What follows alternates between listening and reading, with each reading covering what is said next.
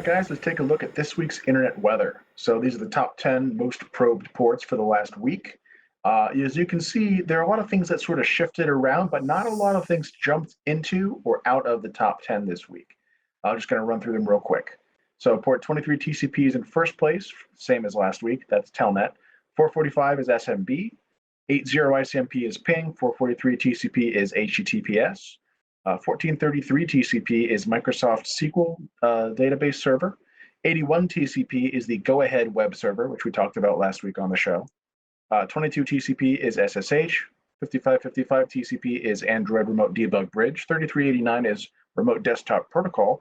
And at the bottom of the list at number 10 is 80 TCP, or plain old web. So you can see that most, in fact, those might be almost identical lists of ports. The only ones that I see different here in the most sources probing, again, this is individual sources and not volume of scanning. Number 4 on the list is 8080 TCP. That's typically an alternate web port, sometimes a web proxy. And also 53 UDP, which is DNS. So a lot of these ports sort of stayed still this week, which is not uncommon. I wanted to go back to something we talked about last week. So we had identified some scanning on port 9673 TCP, and last week we didn't know what it was. And fortunately, Jim Clausing did set up a port to listen and see what he could find, and we identified the traffic, and we can tell you what it is. So there was a recent vulnerability that Pierre Kim posted from this year against the Zyxel CNM SecuManager software. And it seems that this is the software that's being attacked. In fact, Pierre Kim posted a bunch of different vulnerabilities against these particular devices, one of which is a remote code execution bug that you can make a web request to the device and gain remote code execution. And you can see why that would be attractive for an attacker. As you can also see on the graph, that scanning traffic peaked last week and has slowly been tapering off, but hasn't really gone away. It may be that a bunch of devices were successfully infected, and this population shows that they are out there and scanning for the same vulnerability, but I don't have a very good way of determining that. What I can show you is what the traffic looks like. This is the payload. I've redacted some of it, but you can see the exact request that was made. The user agent is interesting, XTC, which is not something I'm familiar with. Really, if you look at this is actually a get parameter. It's formatted a little bit different just so it's a little easier to read, not all on one line.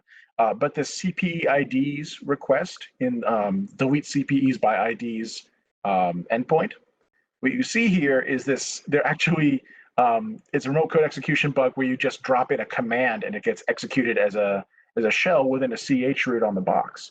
What basically means that you can reach out like you're seeing here. I'm going to do a little bit of decoding here for you, or translation. This wget command is for grabbing a file off the web. So they're grabbing this particular URL that ends with ARM7. They're outputting it to a file /temp upnp.debug. They're chmodding at 777, which means allow the system to read and write and execute for all users. And then they're actually running it. So ultimately what this is doing is it's downloading malware and it's running it from there.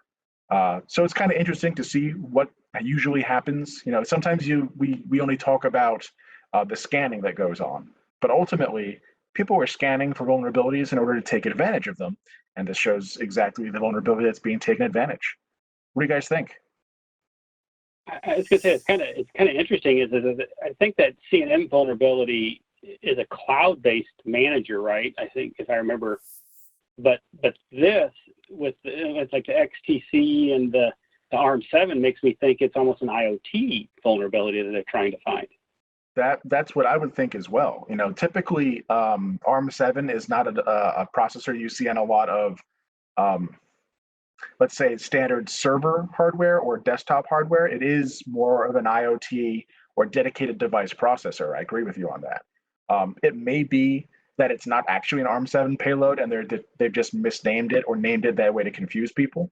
But I've seen a lot of different campaigns where they have directories of payloads, and there's the one that's called MIPS, there's one that's called ARM7, there's one that's called x86, and they grab the correct ones and then run that on the target platform after they figured out what kind of processor is there. So it could be either one. I like it that you're showing this payload, you step through so our viewers can see exactly what's going on here, how it's changing it's doing the change mod to 777. This is really interesting stuff, Matt. Yeah. I think, honestly, if you're interested in this sort of stuff, the write-up that Pierre Kim posted, and I think we'll have the link in the show notes or in the show itself, there's a bunch of different vulnerabilities that are worth exploring there. So check that out. And moving on, I had one more port to talk about this week. I'm not positive that it is what I think it is. Port 2080 TCP has some repetitive scanning traffic. I think it's the Autodesk license manager that's being scanned for here. There was a vulnerability in February 2019, and that may explain why we see regular scanning for it.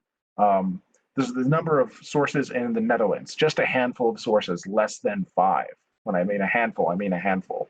But this is regular scanning. It popped up on our alerting this week, and I figured I'd just, mention it. Yeah. But other than that, that is our internet weather for the week. Real quick on this chart, it looks like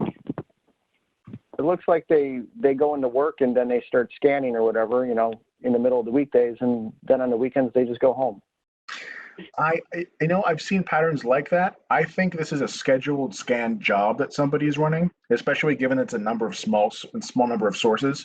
I have seen where you've got something scanning for port 445, like if you've got WannaCry, installed on a bunch of business desktops, those do cycle up and down for each day, but they never quite go away because there's enough of a population of boxes that stay on overnight that you never hit rock bottom in terms of the number of scan sources.